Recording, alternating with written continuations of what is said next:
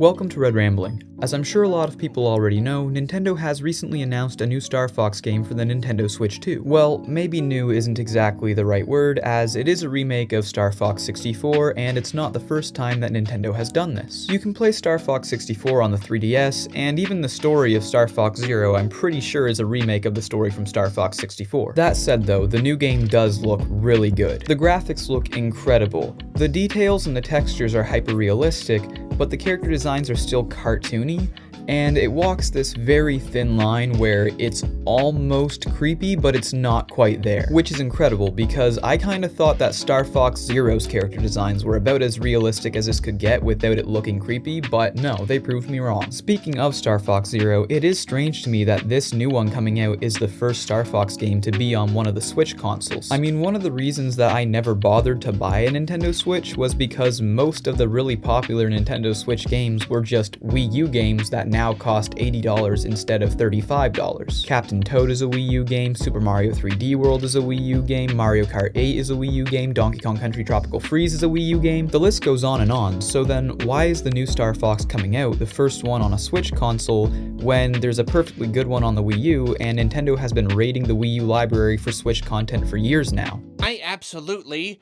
hate this game! This is a story on how Star Fox Zero made me lose my faith. The learning process made my first hours more frustrating than they should have been. Oh. Well, damn. With the new game coming out, I thought that this would be a really good time to take a look back at Star Fox Zero for the Wii U and see if it really was as bad as people made it out to be. And the answer to that, in my opinion, is no. As a matter of fact, I actually don't think it's that bad. I would even go so far as to call it good, but I do understand where people's frustrations with this game come from, and just because I like it doesn't mean that I'm not willing to talk about its more aggravating elements. So without any further ado, I'm going to dive into the game. Star Fox Zero is basically your classic space shooter game, but on the Wii U, with a handful of levels sprinkled throughout that offer you the opportunity to mess around with vehicles that are made for different terrain than just soaring through space. I guess offers the opportunity isn't exactly the right phrasing though, because these are the vehicles that you're stuck with in these levels. You don't have the option to switch back to your spaceship. This setup allows the game to play around with a variety of different types of level designs, and some of them are pretty good, and, you know, some of them I wanted to pull my hair out. But all in all, I would say way more of the levels are good than bad. I can actually only think of one level off the top of my head that I really hated, and that's the one where you're flying around in this really slow drone-type plane, and you're dropping this little robot to hack into things so that you can get past these gates and lasers, and it's just such a bore. It is a drag. It's one of those video game levels that feels much more like a chore than part of the game. Like, it feels like you're doing your homework or eating your veggies. Bro, just give me the dessert, come on. Luckily, the level that follows is one of my favorite levels in the game. Actually, I would say any of the levels that have the tank are pretty good because you can switch pretty fluently between driving and flying, and I just think they're really well-designed levels overall. The game has a handful of really fun boss fights too. I do think that the game's graphics could have used a little bit of extra work. I mean, they're not bad by any means, it looks good. It's just that it looks good for an Xbox 360 game, a console from 2006.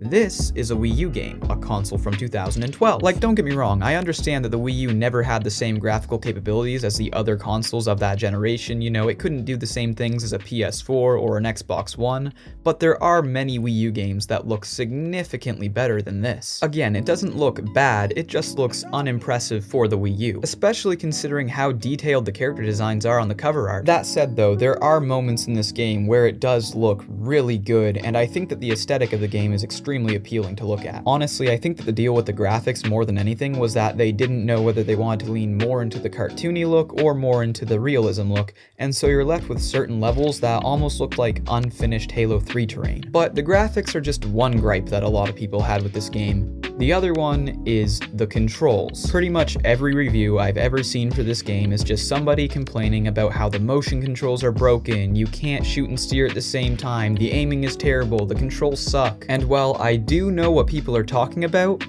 they're wrong. I mean, I know everybody's entitled to their opinion, but like, legitimately, if you think the controls in this game are the problem, you are wrong. The problem is the crosshairs on the TV display. Okay, let me start over by explaining the controls for a second. You steer with your left analog stick. You do flips and tricks with your right analog stick.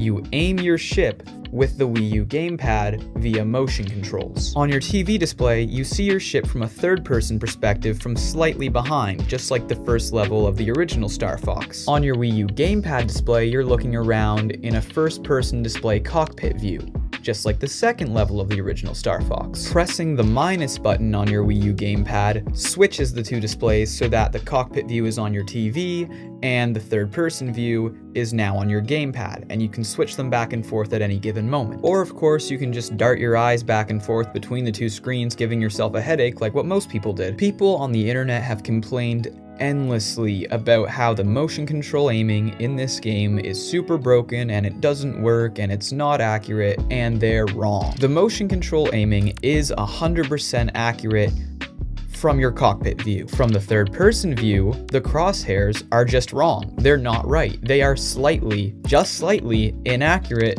and so you end up missing a lot of your shots. The idea of being able to switch between a first and third person view at any given moment is actually something that I quite like. It's just that most people didn't click the minus button and switch the two views whenever it was convenient to. Most people just looked back and forth between the two screens. Respectfully, I think that if you spent the whole game looking back and forth between two screens constantly and giving yourself a migraine, then that's on you, because I figured out by the end of the first level that you could just click the minus button to switch the screens at any moment. On top of that, there are very few levels in the game that can't be played entirely in the first person view. So switch your TV screen to be the first person view and just leave it that way for most of the game until you get to a couple obstacle dodging levels, in which case you'll want to switch back to third person view, but hey, in those levels you don't need to aim as much as you just need to dodge. It does feel like there are certain levels specifically intended for the third person view and specific levels more intended for the first person view, like a level that's more about maneuvering around obstacles. That one's more for the third person view, and levels that require more precise shooting are intended for the first person view. That said, precise shooting should be available in both points of view. But yeah, I don't think that the motion controls in this game are bad by any means, because if you keep it in a first-person view, the aiming is completely precise the whole time. It is possible to get used to the aiming in the third-person view. I mean, I did it because I wanted to play most of the game in third person because I think it looks better on my TV screen. It does take time to get used to, though. That's really all I have to say about the controls, though. I mean, I think aside from the third-person view crosshairs, they're perfectly fine. And I can get past that issue really easily because the game is pretty fun. I especially love the snow level where you're fighting the big spiders. That one's great. I think another issue that a lot of people have with this game is that it's a little bit different from some of the other Star Fox games, and there's probably a little too many ground levels for most people, but to me it's not really that there's too many ground levels, more just that the game isn't quite long enough. Like, there should be a couple more flying levels. I do kind of understand why Nintendo never brought this game over to the Switch. I mean, why port over a game that has a terrible reputation and that people seem to hate? But at that same time, I do think that porting the game to the Switch could have helped to change its reputation. Like, for example, I work with kids for a living, most of whom were born between 2017 and 2020, and I just gotta say, these kids don't even know what a Wii U is, let alone that Star Fox Zero had a bad reputation on the Wii U. All of these kids are Nintendo Switch or PS5 gamers. I think that if Star Fox Zero had gotten a Nintendo Switch re-release and they had just fixed the third-person crosshairs and maybe sped up that slow level, the game would probably have a perfectly fine reputation, especially if they added in a few extra flying levels. Maybe even touch up the graphics a little bit while you're at it. I think that that would have resulted in a perfectly serviceable, if not pretty damn good Star Fox game for the Nintendo Switch. As is, though, the game rests in infamy as that one Star Fox game that all the fans hate. It's also a bummer because I do think that had Star Fox Zero come out on the Switch, then the new game for the Switch 2 probably wouldn't be a remake of 64, it would probably just be its own original sequel to Star Fox Zero, because Zero does already repeat a lot of the story elements from Star Fox 64, so I could easily see Star Fox for the Switch 2 maybe remaking a couple of levels from Star Fox 64, but I don't think it would have been a full-on remake like it's going to be now. Even without the new game being a direct sequel to Star Fox Zero, it does still feel like its spiritual successor in the sense that certain ideas, such as the realistic character designs and some of the aesthetic choices, do feel like they've carried over from Zero to the new game. The main difference being that Star Fox for the Switch 2 has gone all the way with these ideas. I hope the new game is good and that people like it, I'm probably not going to play it for at least 15 years because I refuse to play Switch 2 level prices for video games, but I do hope that everybody who does play it has a good time with it. Me personally though, I'm probably just going to keep playing Star Fox Zero and its predecessors. And that's all I have to say about Star Fox Zero, so like and subscribe for more content and have a good day.